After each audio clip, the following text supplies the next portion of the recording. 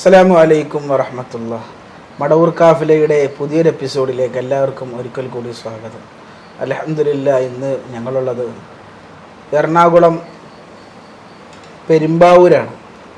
ആലുവ പെരുമ്പാവൂർ, എറണാകുളം ജില്ലയിൽ ആലുവയിൽ പെരുമ്പാവൂർ എന്ന് പറഞ്ഞ സ്ഥലത്താണ്. ഇവിടെ CM വലിയുള്ളാഹിയെയും വടകരാജ്യത്തങ്ങളെയും ആലുവ ബോക്കർ ഉസ്താദിനെയും അങ്ങനെ പല മഹാന്മാരെയും കാണാനും അവരുമായി ബന്ധപ്പെടാനും ഭാഗ്യം കിട്ടിയ അബ്ദുള്ള ഹാജിയാണ് നമ്മുടെ കൂടെ ഉള്ളത്. അൽഹംദുലില്ലാഹ്, CM വലിയുള്ളാഹിനെ കണ്ട ഒരുപാട് അനുഭവങ്ങളും മറ്റു മഹാന്മാരുടെ അനുഭവങ്ങളൊക്കെ നമ്മളോട് പങ്കുവെക്കും. അള്ളാഹു സുബ്ഹാനഹു വ തആല ഇവിടെ വരാനും ഇവരെ കാണാനും അള്ളാഹു നമുക്ക് വലിയ തൗഫീഖ് ചെയ്തു. അള്ളാഹു മഹാന്മാരുമായുള്ള ബന്ധം അള്ളാഹു നിലനിർത്തി നാളെ ആഖിറത്തിൽ രക്ഷപ്പെടുന്ന മുഅ്മിനീങ്ങളുടെ കൂട്ടത്തിൽ അള്ളാഹു നമ്മളെയും ഉൾപ്പെടുത്തി തരുമാറാകട്ടെ. ഇൻഷാ അള്ളാഹ്, നമുക്ക് ഓരോട് തന്നെ ഓരോ ജീവിതത്തിലുണ്ടായ നേരിട്ടുണ്ടായ അനുഭവങ്ങൾ ഇൻഷാ അള്ളാഹ് നമുക്ക് ചോദിക്കാം. അസ്സലാമു അലൈക്കും. വലൈക്കും സലാം റഹ്മത്തുള്ളാഹി. ഉസ്താദ് റാഹത്തല്ലേ?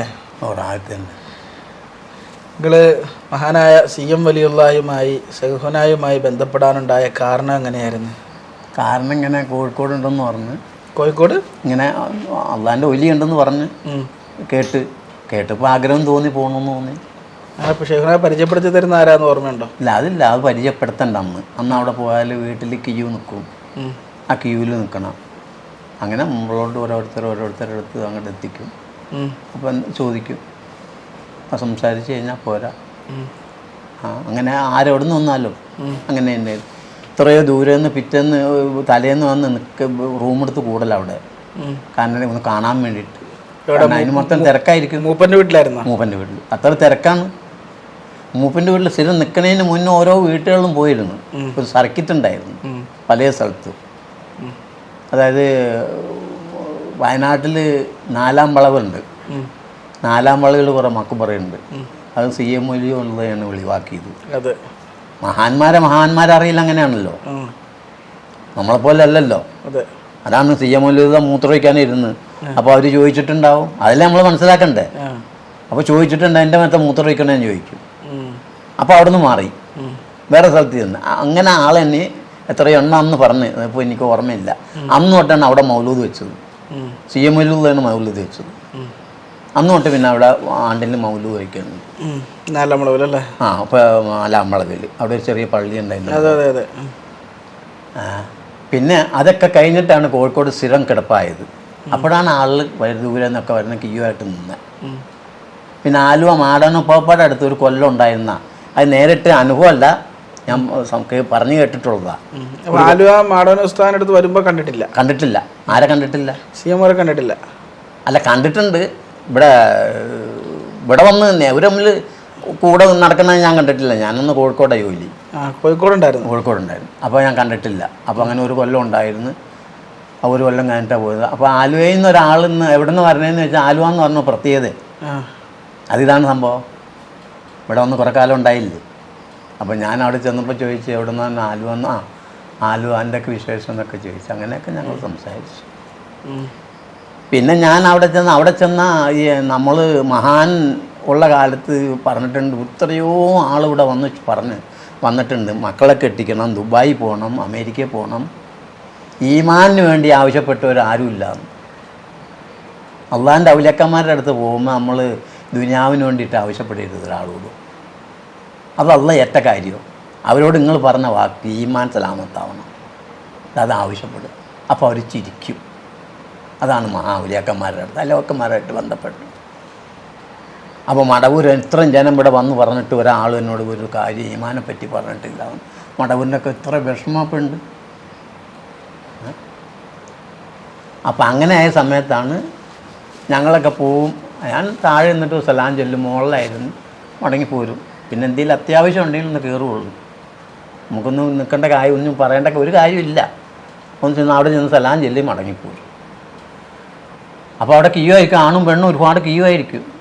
പിന്നെ നമുക്ക് എന്തെങ്കിലും അത്യാവശ്യം. അപ്പോൾ ഒരു പ്രാവശ്യം ഞാൻ ചെന്നപ്പോൾ ഞാൻ കണ്ണടയും വെച്ചുകൊണ്ട് ഒന്ന് കണ്ണടയൊക്കെ എടുത്ത് കണ്ണിൽ വെച്ച് നോക്കി. കുറേ കളിയൊക്കെ കളിച്ച് തിരിച്ച് തന്നു. അന്ന് എന്തൊക്കെ പറഞ്ഞെനിക്ക് ഓർമ്മയില്ല, ഏതാണ്ട് പറഞ്ഞ് പോന്ന്. പിന്നെ ഞാനൊരു പ്രാവശ്യം ചെന്ന് ഒരു സ്ഥലത്ത് എന്തോ വർഗീയ കലാപം നടക്കുന്നു. വർഗീയ കലാപം നടക്കുന്ന സമയത്ത് ചെന്ന് ഞാൻ ചോദിച്ച്,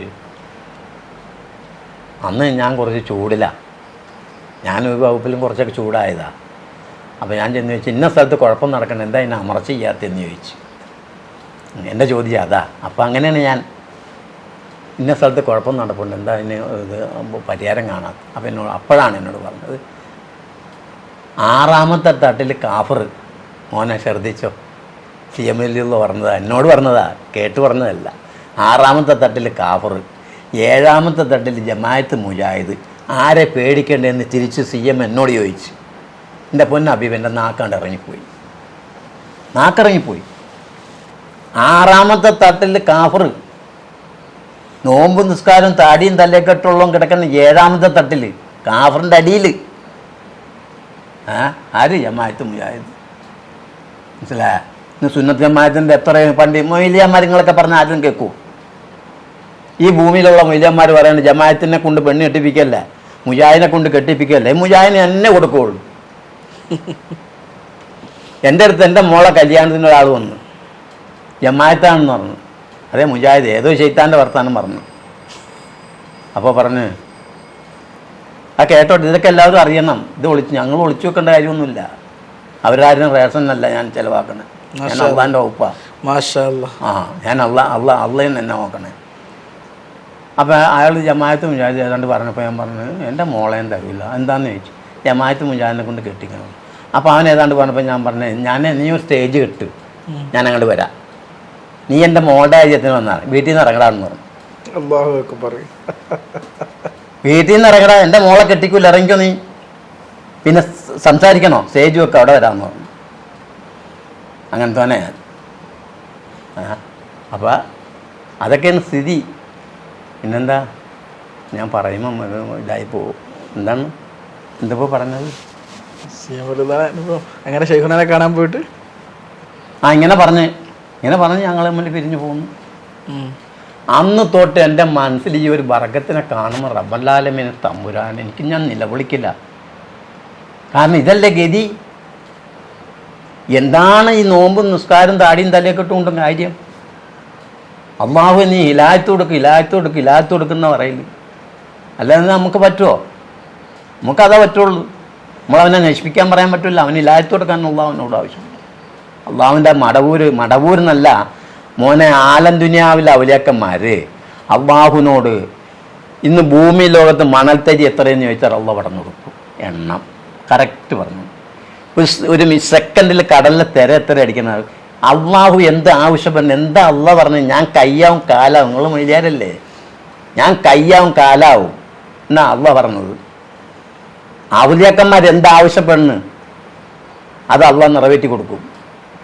ആലുവ മാടവന അബൂബക്കർ മുസ്ലിയാർ എത്രയോ എത്രയോ പാവങ്ങളുടെ റൂഹിനെ പിടിക്കാൻ പോയപ്പോൾ പടച്ചോനെ കുറച്ചും കൂടി നിർത്തി കൊടുക്കുമെന്ന് പറഞ്ഞിട്ടുണ്ടെങ്കിൽ ഒരു വലിയ എന്നോട് പറഞ്ഞത് ആലന്ദിയാവിൽ ഒരു ഔലിയാക്കന്മാരും പറഞ്ഞിട്ടില്ല. അള്ളാഹിൻ്റെ അദാബിനെ പേടിച്ചിട്ട് പറഞ്ഞിട്ടുണ്ട് ഈ മാടവനെ പറഞ്ഞത്. ഇത്രയോ പാവങ്ങളുടെ എന്ത് റെക്കമെൻഡ് ഉണ്ട് അവിടെ? എൻ്റെ റൂഹിനെ പിടിക്കാൻ വന്നത് എവിടെ വെച്ചിട്ട്? എൻ്റെ റൂഹിനെ പിടിച്ച് ഇവിടെ മുടമരം കയറി ഞാൻ വീണുപോയി, മക്കളുടെ അടുത്ത് കൊണ്ടുവന്ന് കിടത്തി. അപ്പോൾ എൻ്റെ മരുവൻ ഒരു ഉസ്താദിൻ്റെ പോയി ചോദിച്ചു. അപ്പോൾ പറഞ്ഞേ, റൂഹിനെ പിടിക്കാൻ വന്ന നല്ല ഔലിയാക്കന്മാരായിട്ട് ബന്ധപ്പെട്ട് വിട്ടിട്ടും പോയതാണ്. സമ്മതം മേടിക്കണം. എൻ്റെ അനുഭവം പറയണത്. ഇതൊക്കെ വല്ലവരോടും പറഞ്ഞാൽ മനസ്സിലാവുമോ? ഇന്നത്തെ തലമുറക്ക് പറഞ്ഞാൽ മനസ്സിലാവുമോ? ഇതൊക്കെ മനസ്സിലാക്കണം. എന്നിട്ട് അയാൾ പറഞ്ഞ് ഞാൻ എണീക്ക്, ഇവിടുന്ന് ജീവൻ പോയി, ഇവിടുന്ന് ഇങ്ങോട്ട് ഉള്ളത്.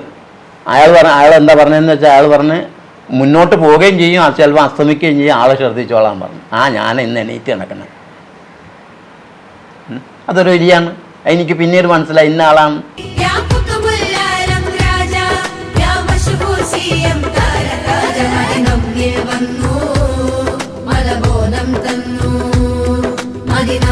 വന്നു